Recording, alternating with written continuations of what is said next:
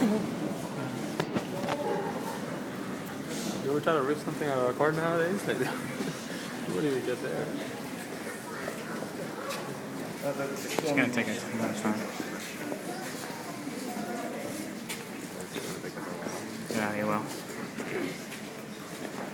Guys, we have a very big group here, so when you get into the room, spread off to the sides and we'll be able to get everybody in. Chandeliers, that's like, Yeah, looks pretty cool, doesn't it?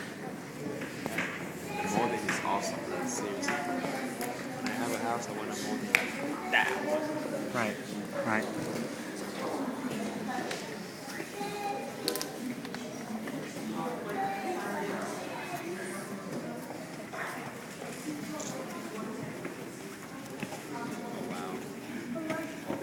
Pardon me, I need to see the drink in the middle here. Coming right on through. It's pretty nice.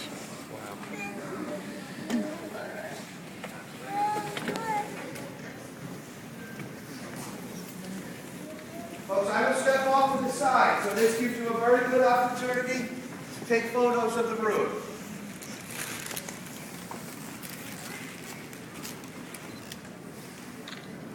I had mentioned across the hall the colonial legislature that used this room. They called themselves the Assembly.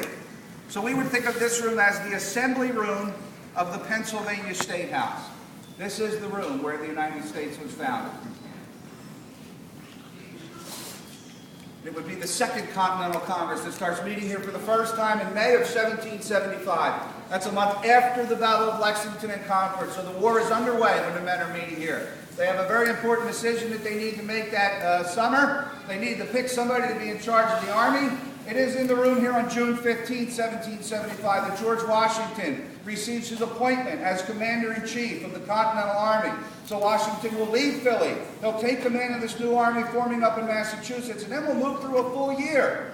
1775 into 1776. The war is in progress this whole time.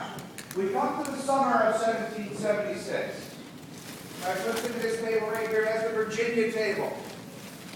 On June 7, 1776, we have a delegate from Virginia. His name is Richard Henry Lee. He stands up and puts forth a formal motion where he says that these united colonies are and of right ought to be free and independent states. It's a big deal when Mr. Lee says this. For the first time anybody's going to propose this. The Congress realizes they're really not ready to go there yet, so they postpone vote on Mr. Lee's motion. But then they create a committee of 5 men. They tell these 5 men to draft out this document that will explain why this may happen. Thomas Jefferson is just one member of that committee, but he takes the lead. He authors his draft of the Declaration. Now, guys, it is in the room on July 2nd. After about a month, the behind-the-scenes deal is taking place. On July 2nd, we have a formal vote on Mr. Lee's motion, approving that motion, thereby approving independence for the United States.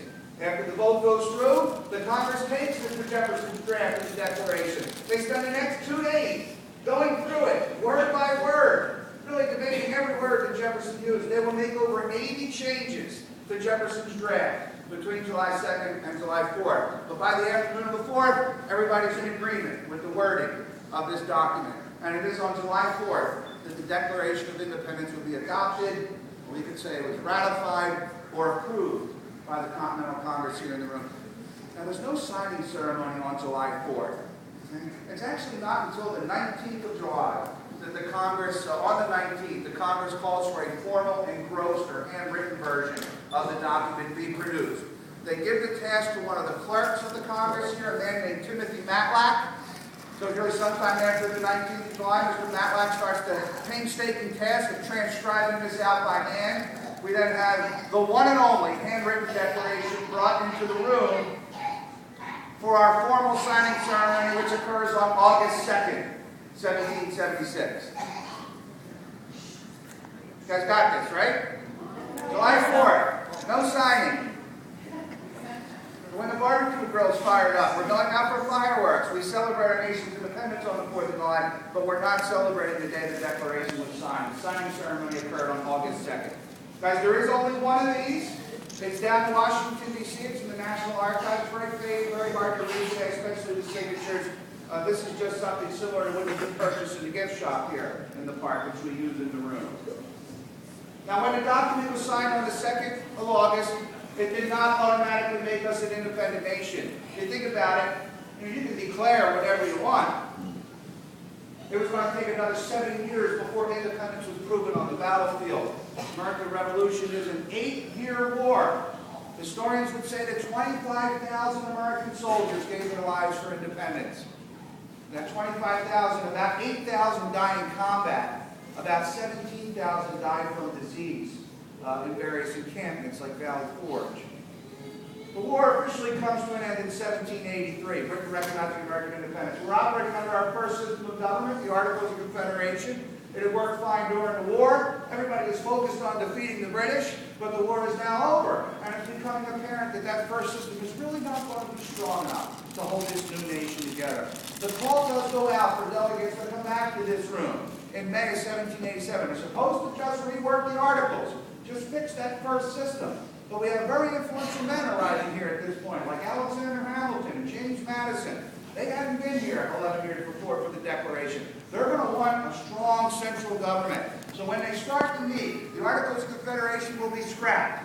They will start from scratch. We'll have all the different plans offered. All the compromises are made. Over the next 4 months, the United States Constitution will be created, and then that document will be signed in the room on September 17, 1787.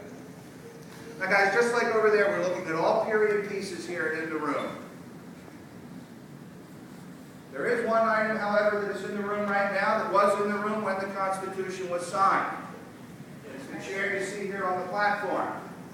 Guys, that is the very chair that George Washington sat in as he was presiding over the debates that created the Constitution, serving as president of the Constitutional Convention. Guys, if you look on the back of the chair up at the top, there is a carving of a half-sun. And Benjamin Franklin would reference this on the day the Constitution was being signed. Now, we really don't know where anybody was sitting that summer. There's no assigned seating or any seating chart made up. When I imagine Franklin in the room, I like to picture him here on the big chair. Okay, he's on the aisle, so he's got plenty of space.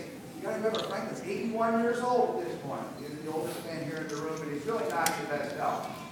But as Franklin is going up to sign his name to the Constitution, he turns around everybody and he says, I have often, throughout the course of these debates, I've been looking at the sun on the back of the president's chair, but I've never been able to tell if it was rising or if it was setting. He then goes up, he signs his name, then he turns around and he says, now I'd like to have the happiness to know that that is indeed a rising and not a setting sun. So Franklin would use the symbolism of the rising sun, really talk about how hopeful he was for this new experiment in self-government being created here in this room, the United States Constitution. Folks, it is President's Day weekend. I just wanted to mention the Constitution has now been working for over 220 years. It would face many tests. Perhaps none was greater than the American Civil War. And we all know that at the end of the war, President Lincoln was assassinated.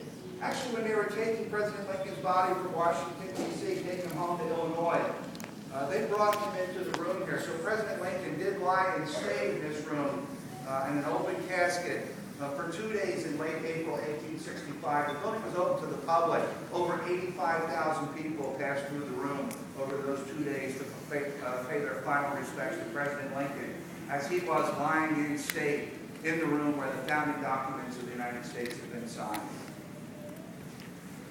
Okay, guys, we do have the opportunity here this morning to go up and see the second floor of the building. If anybody's had enough at this point, you are welcome to just go right out the back door. But those who wish to join me, we will exit the room, turn to the left, and make our way up the stairs. We'll conclude on the second floor.